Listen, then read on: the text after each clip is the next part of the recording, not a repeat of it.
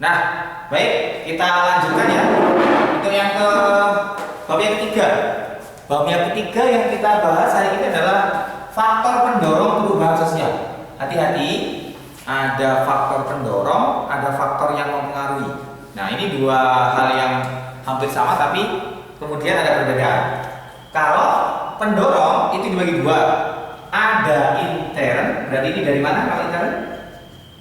Ya, dari dalam. Dari dalamnya siapa? Dari dalam diri manusia. Dari dalam manusia sendiri. Nah, yang ekstern berarti dari luar. Nah, dari luar. Maka saya jelaskan yang ekstern dulu. Kalau yang dari luar, ekstern, itu misalnya adalah bencana alam. Nah, ini bencana alam adalah termasuk faktor ekstern. Gara-gara terjadi bencana alam, maka terjadi perubahan sosial. Itu pasti. Ya. Misalnya terjadi bencana banjir atau tsunami seperti di Aceh, apakah akan tetap? Pasti berubah. Apa yang berubah? Bangunannya, keluarga yang ditinggalkan, habis itu nilai-nilai muncul yang baru dan lain sebagainya. Itu adalah faktor ekstern terjadinya perubahan sosial. Yang kedua adalah perang. Nah, perang ini berarti ekstern. Hati-hati.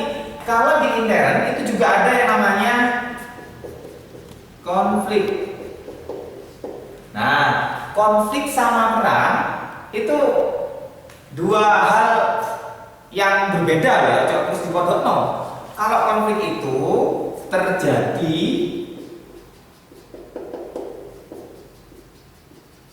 dalam satu kesatuan. Nah, jadi konflik itu terjadi dalam satu kesatuan. Misalnya Indonesia konflik antara kayak yang tahun 2003 itu konflik antara suku Dayak dengan suku Madura. Itu namanya konflik. Kalau perang berarti diserang oleh pihak lain. Nah, jadi diserang pihak lain atau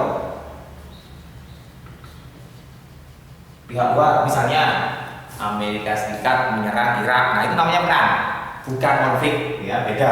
Nah, jadi kalau konflik itu dari dalam, kalau perang ada unsur dari luar yang menyerang. Kemudian yang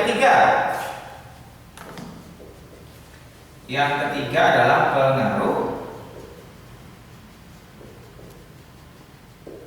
budaya lain. Ini adalah faktor ekstern daripada pendorong perubahan sosial. Sementara yang intern yang kedua adalah bertambahnya penduduk.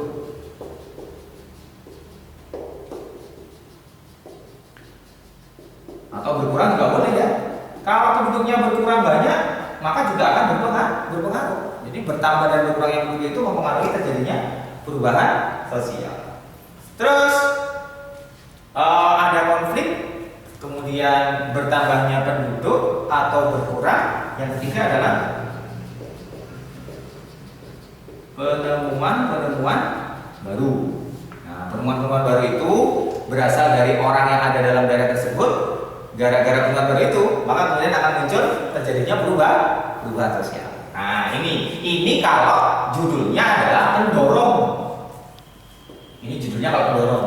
Nah, di soal itu ada seperti ini. Mempengaruhi perubahan.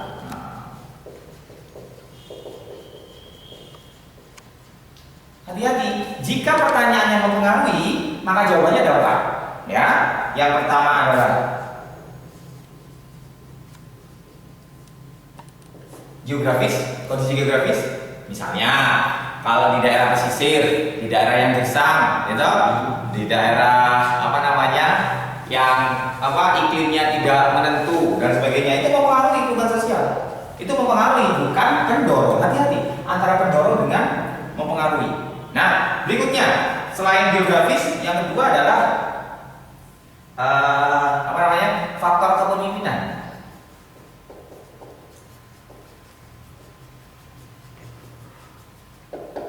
Nah, yang kedua adalah faktor kepemimpinan. Kalau kepemimpinannya bagus, gitu, maka perubahan yang terjadi juga bagus. Contohnya Bu Risma di Surabaya mendapatkan berbagai macam penghargaan dan sebagainya. Itu Itu faktor apa namanya?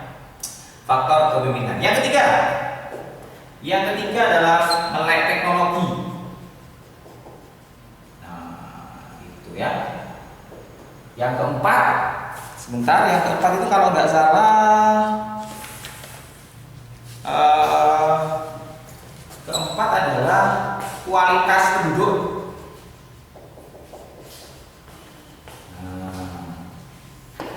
Bisa ya membedakan antara mempengaruhi, dengan pendorong. Tolong untuk dibedakan. Yang pendorong berarti intern dan ekstern. Hati-hati dengan perang dan konflik. Dua hal yang berbeda, tapi nanti lokasinya juga berbeda. Nah, yang mempengaruhi ada 4, yaitu letak geografis suatu tempat, di pinggir sungai di daerah kapur nah itu mempengaruhi. Kemudian faktor kepemimpinan, siapa yang memimpin, kebijakannya apa saja dan sebagainya, itu juga mempengaruhi. Terus penguasaan ilmu pengetahuan dan teknologi. Yang keempat, kualitas penduduknya. Kualitas penduduk itu juga mempengaruhi.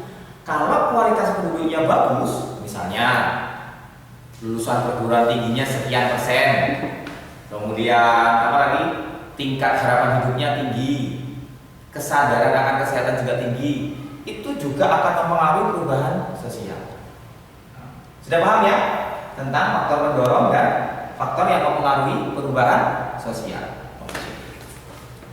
Ada juga penghambat, tapi nggak saya bahas di sini. Penghambat itu di logika saja bisa, misalkan sikap tertutup terhadap pengaruh lain. Ada juga kalau di soal itu identik dengan namanya vested interest. Nah, vested interest artinya adalah hal yang tertanam begitu kuat di masyarakat, jadi nggak mau berubah karena ada pengaruh yang tertanam kuat dalam diri manusia tersebut di daerah tertentu biasanya. Contohnya itu di mana? Di Serang, Banten itu suku Baduy. Kok suku Baduy? Bener ya, suku Baduy ya? Ya, suku Baduy. Nah, itu tertanam kuat, jadi nggak mau akan perubahan, ya kan? Jadi itu contohnya. Oke, sudah paham ya di bab ketiga ya? Oke, sebelum kita ke bab keempat, tadi kita pertama sudah bahas pengertian, yang kedua kita bahas teori-teorinya, kemudian yang ketiga faktor pendorong dan pengaruh. Oke, kita sekarang ke yang keempat, yaitu proses perubahan sosial. Namanya juga proses.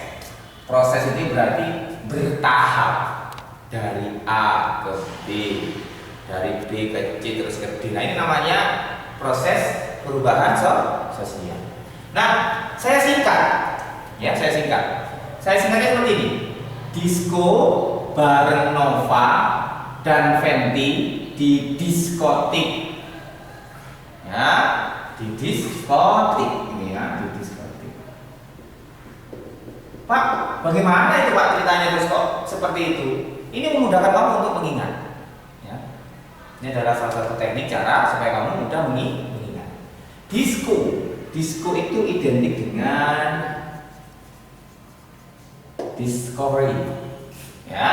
Kemudian Nova itu identik dengan inovasi. Ya.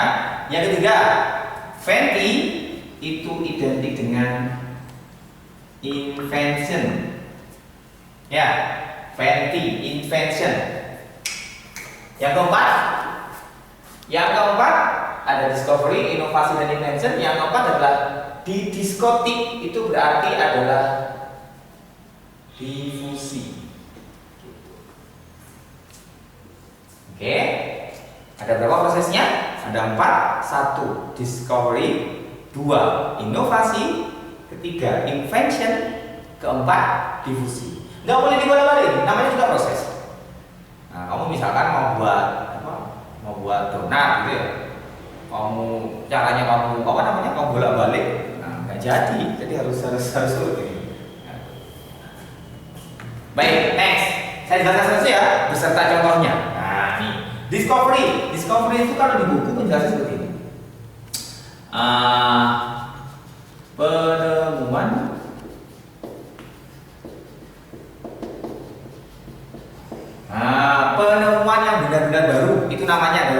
discovery.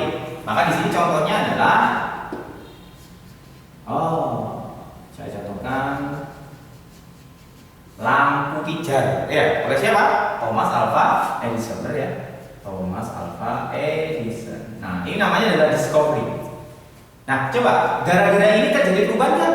Iya, awalnya menggunakan lampu template, sekarang sudah ada lampu neon, ya, dan sebagainya itu ya. Nah, itu namanya adalah discovery. Kemudian yang kedua adalah inovasi. Inovasi ini artinya, kata kuncinya adalah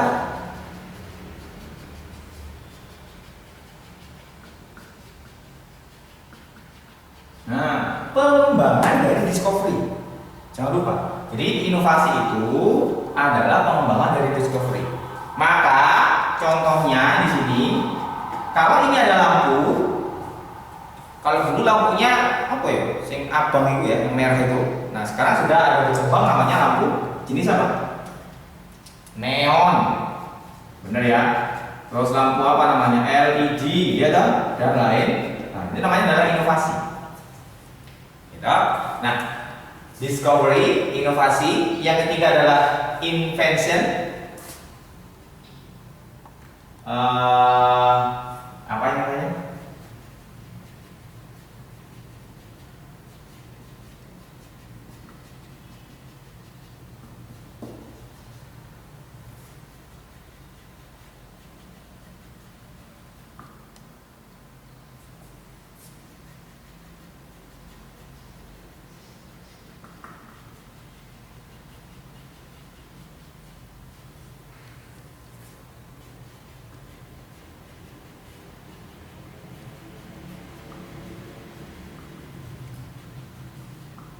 Nah, berikutnya adalah invention.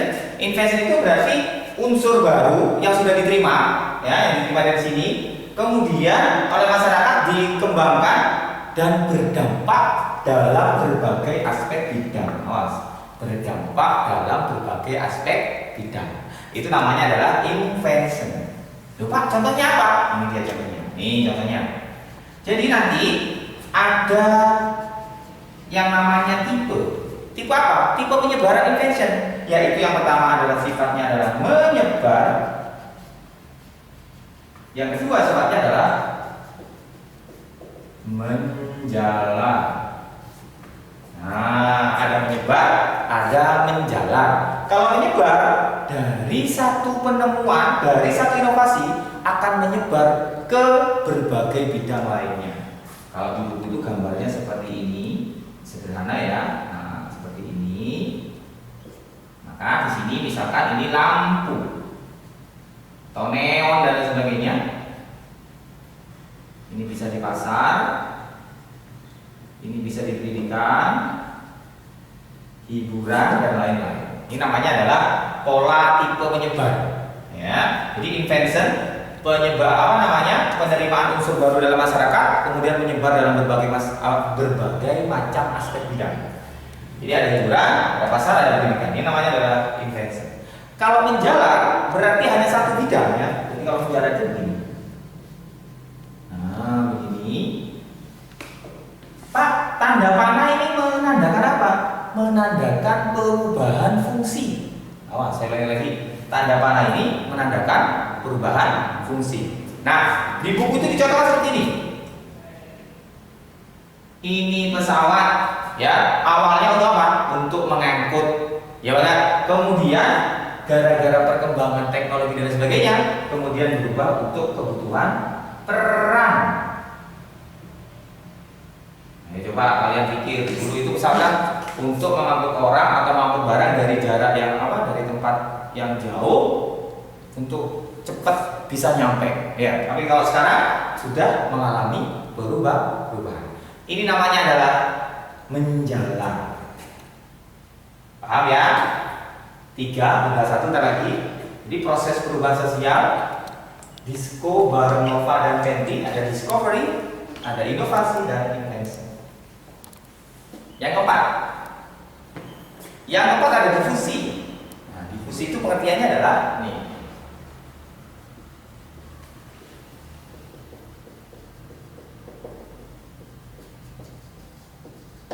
Ya, jadi difusi itu adalah penyebaran unsur-unsur budaya. Tipenya juga ada 3. Yang pertama adalah tipe violence, kemudian tipe pacific way,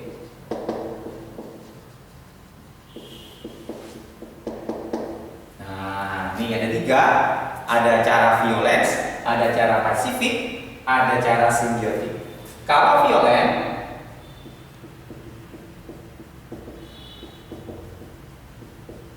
unsur-unsur budayanya itu disebarkan dengan cara paksa, dengan cara kekerasan. Maka ini contohnya adalah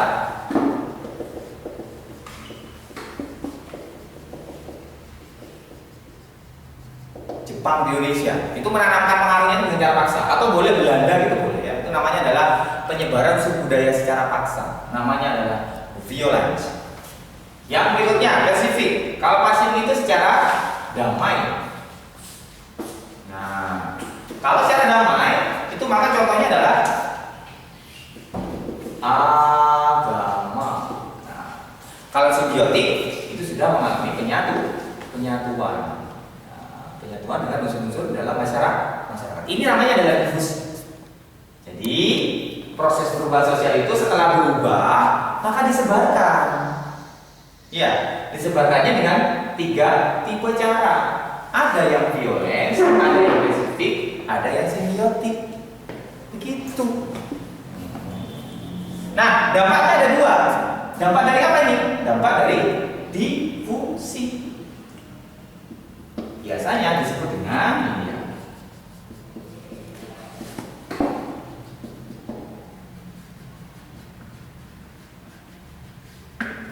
Nah, jadi dampaknya difusi itu ada 2. Yang pertama adalah kultur shock, yang kedua adalah kultur lag. Shock itu kaget, atau di buku itu dikatakan guncang, ya, guncang boleh ya, kaget atau guncang.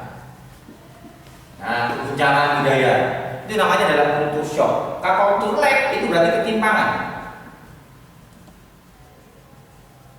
Pak, bagaimana cara membedakan antara kultur shock dengan kultur lag? Saya kasih contoh saja. Contohnya seperti ini. Ini dia contohnya. Kalau kultur shock itu contohnya adalah minyak tanah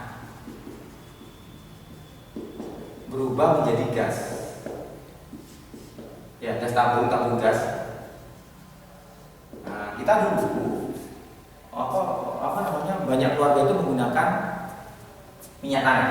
Habis itu pemerintah menyebarkan budaya baru bahwa diganti sama gas semua, ya kan? Berarti kan shock itu orangnya. Kenapa shock? Gak pernah menggunakan gas, jadi gak tahu. Awalnya pakai kayu, awalnya pakai minyak tanah, kemudian jadi gas. Gak ngerti apa itu gas, itu cara penggunaannya bagaimana, cirinya bagaimana, dampaknya apa, gak tahu. Jadi sehingga suatu ketika itu terjadi kegoncangan budaya. Contohnya apa, Pak? Gasnya meledak di rumahnya. Gara-gara apa? Gak ngerti cara menggunakan ventilator dan lain sebagainya. Itu namanya adalah keguncangan budaya. Nah, beda dengan kultur lag. Kalau kultur lag di sini timpang. Kalau ada kalimat timpang, maka di sini ada 2 unsur. Ya, unsur 1 dan unsur 2. Unsur 1 dan unsur 2 pasti gak seimbang. Yang satu tidak mengimbangi yang kedua. Maka dicontohkan di sini. Misalkan unsur 2 misalkan komputerisasi. Kemudian di sini minat baca. Minat bacanya kurang, apakah akan berdampak kepada komputerisasi? Nggak akan bisa. Jadi kalau ingin digitalisasi, orang-orangnya juga harus minat bacanya tinggi. Ini namanya adalah ketimpangan. Apakah ada dalam hal penyebaran? Banyak. Terjadi di Indonesia? Terjadi. Begitu. Ini namanya adalah penyebaran unsur-unsur budaya. Jadi saya simpulkan, proses perubahan sosial disko bareng Nova dan Fenty di diskotik ya. Diskonya adalah discovery, Novanya adalah inovasi, Fenty-nya adalah invention, diskotiknya adalah difusi. Paham ya? Nah, ini kemudian berikutnya adalah ada asimilasi. Sudah tahu ya, asimilasi di pelajaran kelas 10 ya. A ditambah B jadinya C. Lupa, kenapa kok bisa sampai asimilasi? Lah, ada unsur baru masuk ke Indonesia. Indonesia sudah punya unsur, berarti Indonesia unsurnya A, unsur barunya adalah B. Bisa saja kemudian menjadi C. Paham ya? Kelas 10 ini maksudnya iso, gitu ya. Yang keenam, kemudian akan menjadi namanya akomodasi. Apa akomodasi? Juga sudah ya, ini ada dalam materi kelas 10 yaitu upaya untuk meredakan konflik.